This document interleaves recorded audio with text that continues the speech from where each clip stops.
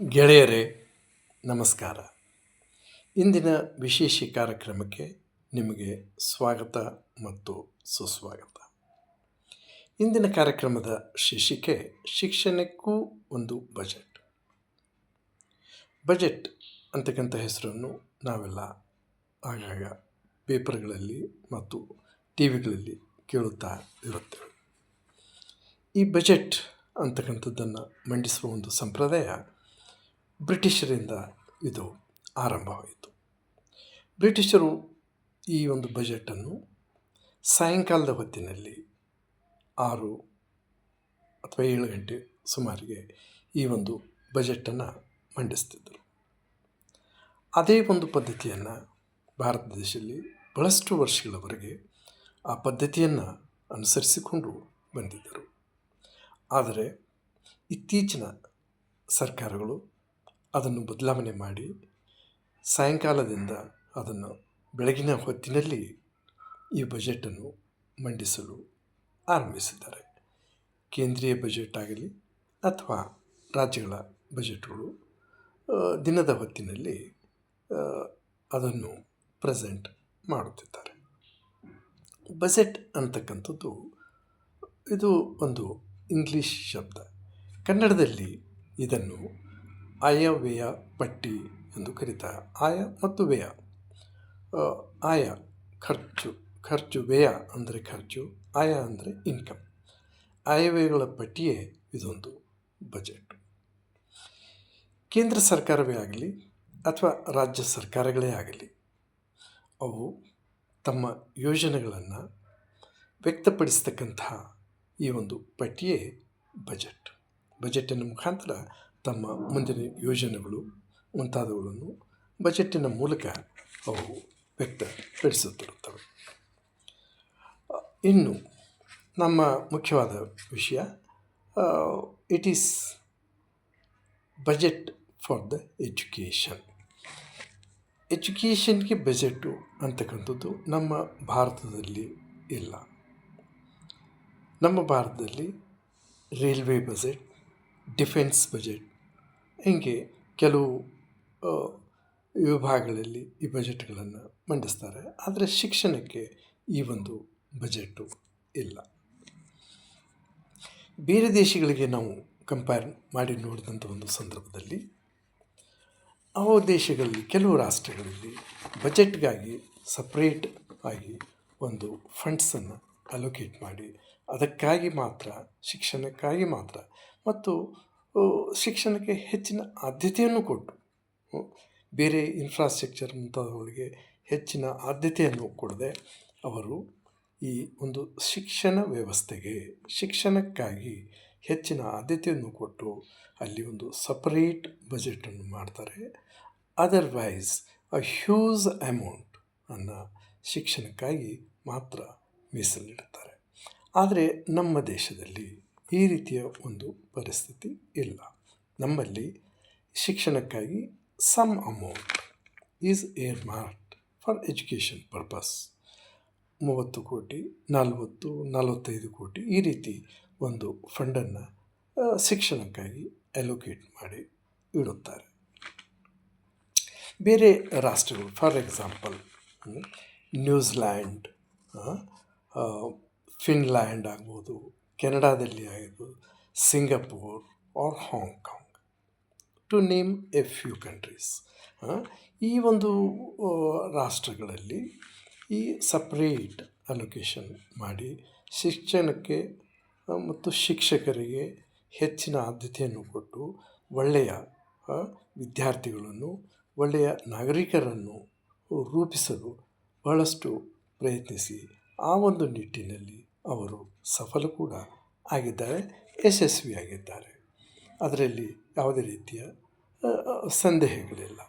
ಅದೇ ರೀತಿಯ ಯೋಜನೆಗಳನ್ನು ನಮ್ಮ ದೇಶದಲ್ಲಿ ಕೂಡ ರಾಜ್ಯ ಸರ್ಕಾರಗಳಾಗಲಿ ಅಥವಾ ಕೇಂದ್ರ ಸರ್ಕಾರ ಯೋಜನೆಗಳನ್ನು ಅನುಷ್ಠಾನಕ್ಕೆ ತಂದು ವಿದ್ಯಾರ್ಥಿಗಳ ಒಂದು ಫ್ಯೂಚರ್, ಇಂದಿನ ಮಕ್ಕಳೇ ಮುಂದಿನ ನಾಗರಿಕರು ಎಂದು ಹೇಳುತ್ತಾರೆ. ಆದ್ದರಿಂದ ಅವರಿಗೆ ಅತ್ಯಂತ ಉತ್ತಮವಾದ ಶಿಕ್ಷಣವನ್ನು ಕೊಟ್ಟು ಒಳ್ಳೆಯ ನಾಗರಿಕರನ್ನಾಗಿ ಮಾಡುವುದು ಪ್ರತಿ ದೇಶದ ಆ, ಅಲ್ಲಿಯ ಸರ್ಕಾರಗಳ ಜವಾಬ್ದಾರಿ. ಇನ್ನು ಆ, ಬೇರೆ ರಾಷ್ಟ್ರಗಳಲ್ಲಿ ಅಂತ ಹೇಳಿದಾಗ ಈ ನ್ಯೂಜಿಲೆಂಡ್ ಮುಂತಾದ ಕಡೆಗಳಲ್ಲಿ ಈ ಕಾಸ್ಟ್ ಆಗಲಿ, ಕ್ರೀಡ್ ಇವು ಮತ್ತು ಜಾತೀಯತೆಯ ಆಧಾರದ ಮೇಲೆ ಈ ರಿಸರ್ವೇಷನ್ ಎಟ್ಸೆಟ್ರಾ ಅಲ್ಲಿ ಇಲ್ಲ. ಅಲ್ಲಿ ಇರುವುದು ಕೇವಲ ಒಂದು ಮಾನವೀಯ ನೆಲೆಗಟ್ಟಿನ ಮೇಲೆ ಅವು ಎಲ್ಲ ರೀತಿ ಯೋಜನೆಗಳನ್ನು ಅನುಷ್ಠಾನಕ್ಕೆ ತರ್ತಾರೆ. ಪರ್ಟಿಕ್ಯುಲರ್ಲಿ ಎಜುಕೇಷನ್ ಅಲ್ಲಿ ಆ, ಈ ಒಂದು ಶೈಕ್ಷಣಿಕ ಅಸಮಾನತೆ, ಆರ್ಥಿಕ ಅಸಮಾನತೆ ಇವುಗಳನ್ನು ಗುರುತಿಸಿ ಅಲ್ಲಿರತಕ್ಕಂಥ ವಿದ್ಯಾರ್ಥಿಗಳನ್ನು ಅವರು ಮೇಲೆತ್ತಲು ಪ್ರಯತ್ನಿಸುತ್ತಾರೆ. Not based on cost, Creed, ಧರ್ಮ ಎಟ್ಸೆಟ್ರಾ.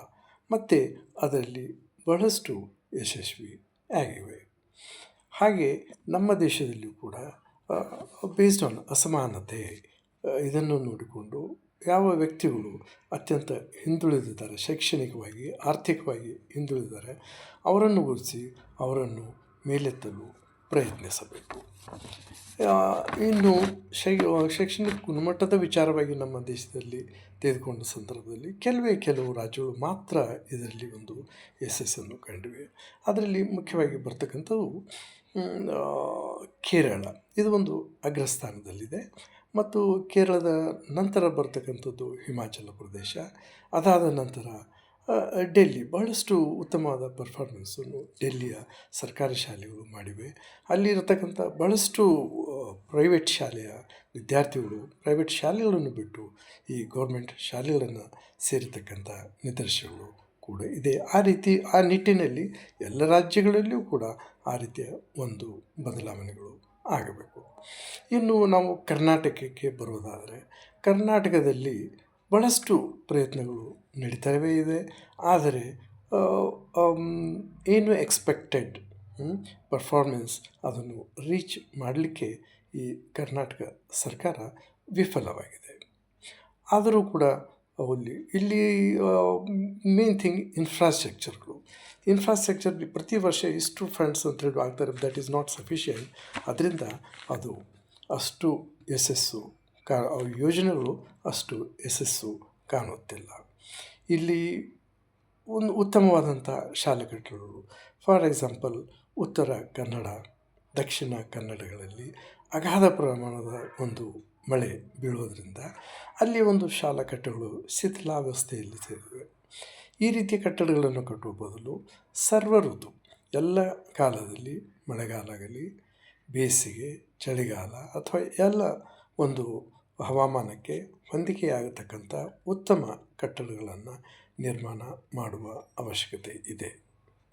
ಅದರೊಂದಿಗೆ ಉತ್ತಮ ಟ್ರೈನ್ಡ್ ಅಂದರೆ ಉತ್ತಮ ಪರಿಣಿತಿಯನ್ನು ಹೊಂದಿರತಕ್ಕಂಥ ಶಿಕ್ಷಕರ ನೇಮಕಾತಿ. ನಮ್ಮ ರಾಜ್ಯದಲ್ಲಿ ಭಾಳಷ್ಟು ಶಾಲೆಗಳಲ್ಲಿ ಶಿಕ್ಷಕರ ಕೊರತೆ ಅಗಾಧವಾಗಿದೆ.